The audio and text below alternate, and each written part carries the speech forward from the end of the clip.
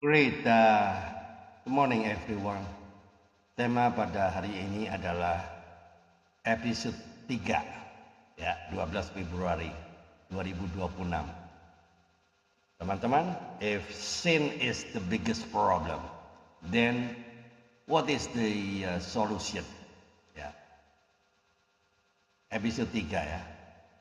Kalau dosa masalah terbesar, lalu apa satu-satunya solusinya?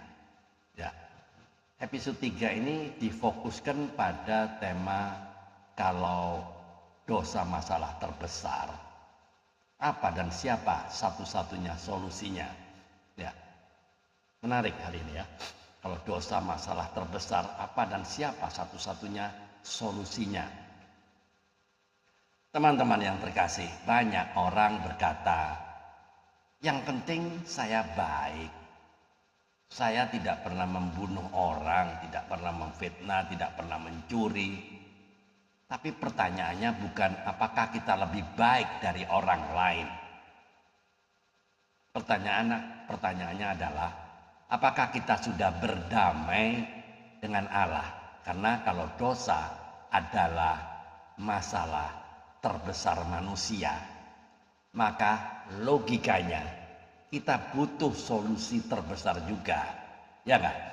Dan Alkitab tidak pernah mengatakan bahwa agama, moral, amal, atau filsafat adalah jawabannya. Enggak, bukan itu jawabannya. Firman Tuhan berkata, karena semua orang telah berbuat dosa dan telah kehilangan kemuliaan Allah.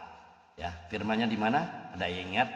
Roma 3 ayat 23, tanpa kecuali ya, semua. Dia bilang semua orang berdosa tanpa ada kecualinya. Ya,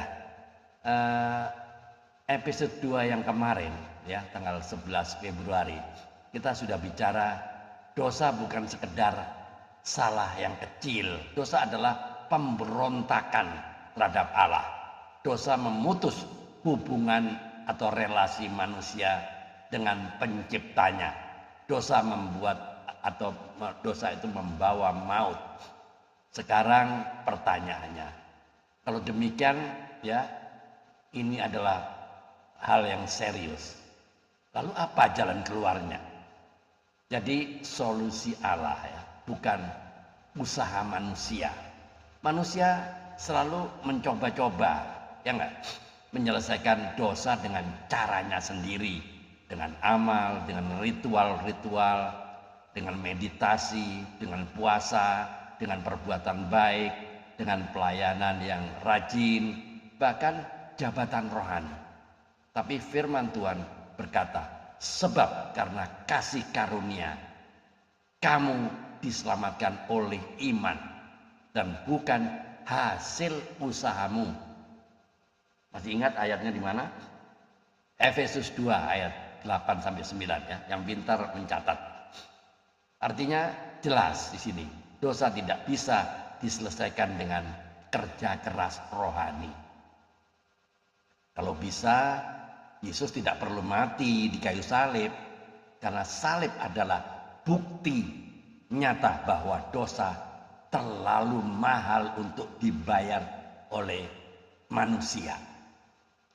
Yesus adalah solusi satu-satunya. Yohanes Pembaptis menunjuk kepada Yesus dan berkata, lihatlah anak domba Allah yang menghapus dosa dunia. Yohanes 1 ayat 29. Bukan menutup dosa, bukan memoles dosa, bukan menunda hukuman. Menghapus dosa, Yesus tidak datang hanya memberi ajaran moral. Ia datang membawa darahnya sendiri sebagai harga penebusan. Alkitab berkata apa? Dia yang tidak mengenal dosa telah dibuatnya menjadi dosa karena kita. Ini 2 Korintus 5 ayat 21 ya. Di kayu salib yang seharusnya kita tanggung, dia yang tanggung. Yang seharusnya kita bayar, tapi dia sudah melunasinya. Bayangkan, Anda punya hutang miliaran. Datang ke bank membawa recehan. Petugas bank hanya bisa geleng-geleng kepala. Ya enggak? Iya.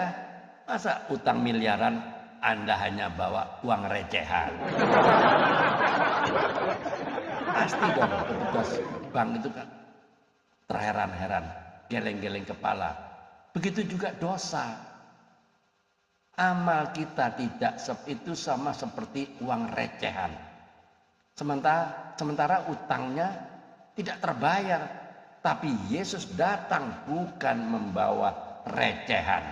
Ia datang membawa cek kosong yang ditandatangani dengan darahnya sendiri dan lunas.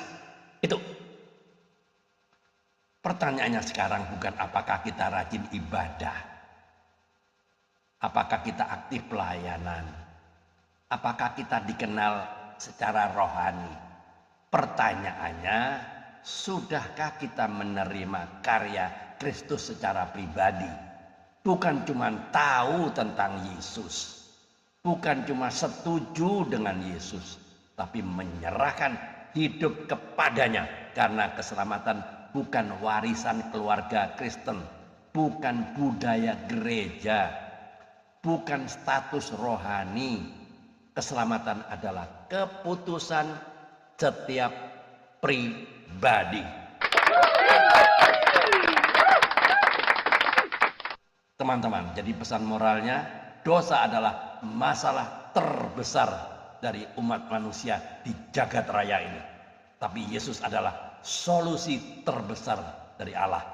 Berhentilah mengandalkan diri sendiri, berhenti menunda-nunda pertobatan, berhenti bersembunyi di balik aktivitas rohani, datanglah kepada Kristus. Jadi closing statementnya, teman-teman, kalau suatu hari Anda berdiri di hadapan Allah dan Dia bertanya, mengapa aku harus menerima engkau? Jawaban yang benar bukan karena saya orang baik, karena saya rajin ibadah, tapi karena Kristus, Yesus telah mati bagi saya dan saya percaya kepadanya. Karena di luar Kristus, dosa tetap berkuasa, tapi di dalam Kristus ada pengampunan hidup baru dan kekekalan. Teman-teman, tolong jawab pertanyaan saya dan jawaban Anda tolong renungkan masing-masing ya. 1. Selama ini pertanyaan saya lebih mengandalkan apa untuk merasa aman di hadapan Tuhan? Perbuatan baik saya, aktivitas rohani saya, atau sungguh-sungguh karya Yesus di kayu salib? 2. Jika hari ini saya berdiri di hadapan Allah, apakah saya yakin bahwa dosa saya sudah dibereskan oleh Kristus? Atau masih berharap pada usaha diri saya sendiri? Tolong dijawab dengan jujur dan renungkan masing-masing jawaban Anda ya. You cannot fix what sin has broken, only Christ can. Saya ulang lagi. You cannot fix what sin has broken, only Christ can.